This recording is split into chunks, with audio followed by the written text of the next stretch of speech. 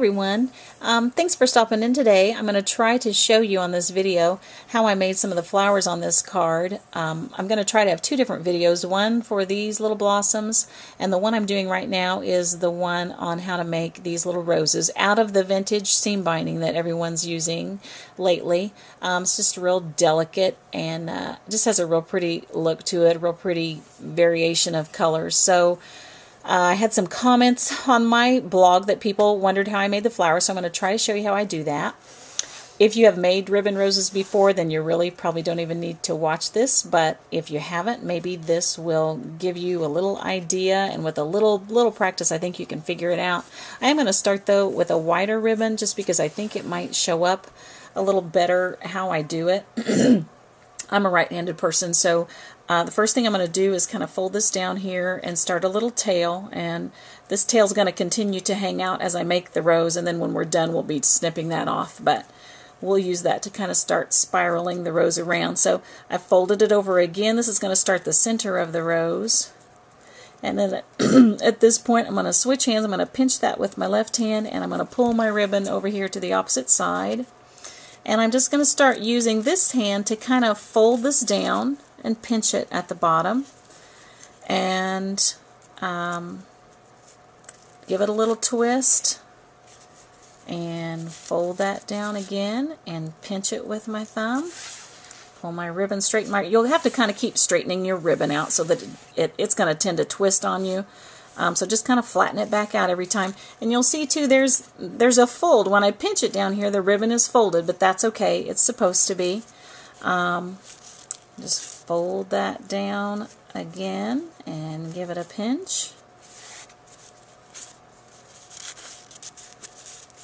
Fold it down again and give it a pinch.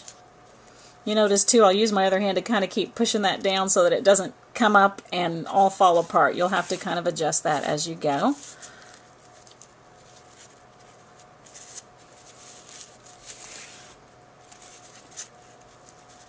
Fold it down. And your flower is just going to get fuller and fuller.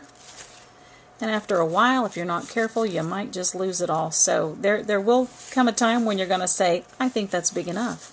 And I think probably I'll do maybe just a couple more here so you can see the underneath part. There's the tail.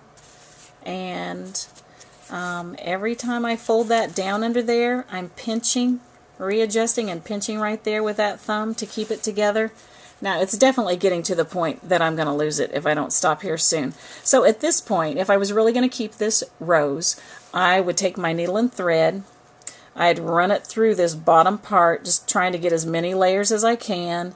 And I'd probably do that about 3 different times. Might run it through, maybe give it a little turn, run it through again. When I'm using the seam binding, I actually even wrap my ribbon around that bottom there to really pull everything in good and tight, and then I'll run my needle through, but I'll show you how I do that. So anyway, I'm going to put this one down, and we're going to try it with the seam binding, which is much smaller. If you practice with that wider ribbon, I think you're going to have more success, especially when you're first getting started. So if you thought you were ready to try the seam binding, you're just going to do the same thing. Fold it over and give it that little tail, and fold it again, and just give it a little pinch and start twisting it. Then I'm going to switch hands, and I'm going to start that folding down to kind of start to form those petals. And these roses, they're so small. Once you get going on these, they really don't take much time to get a complete blossom done. It's just trying to keep a hold of this ribbon because it is just so thin. I have worked with smaller ribbon.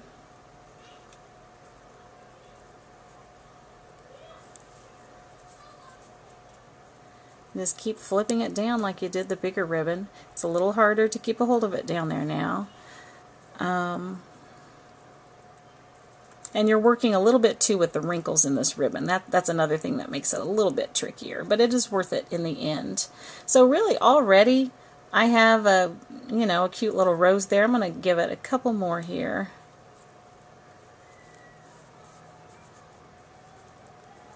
And if I haven't lost that,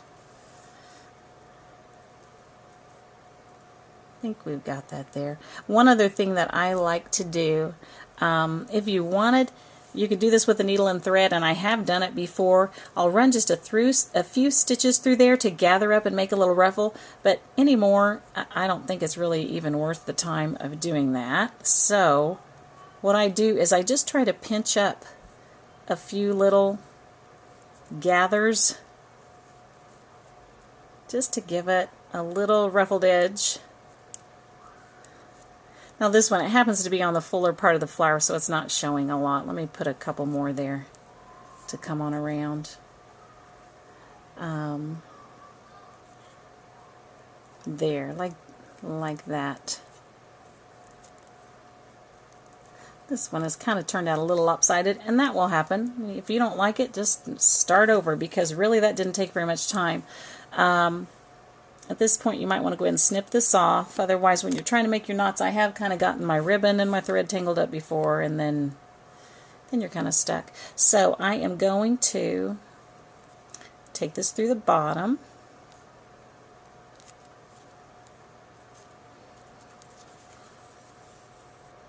And then I'm going to just wrap it around.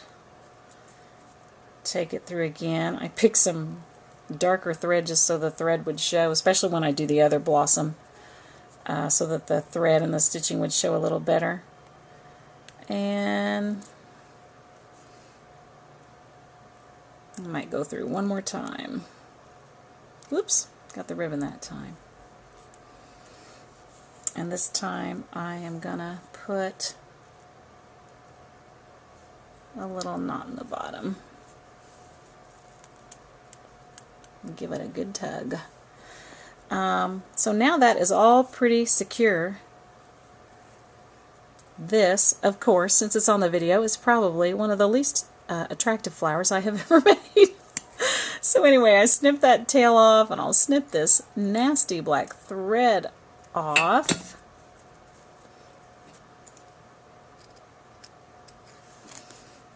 And there, whoops, there is the rose. Now, even though, that's another thing too, don't worry too much, because even though it's not a perfect rose, when if you have this rose up against something else, it's really going to be just fine. So don't get all caught up on some perfect blossom, because I think that's one of the things that makes these so neat.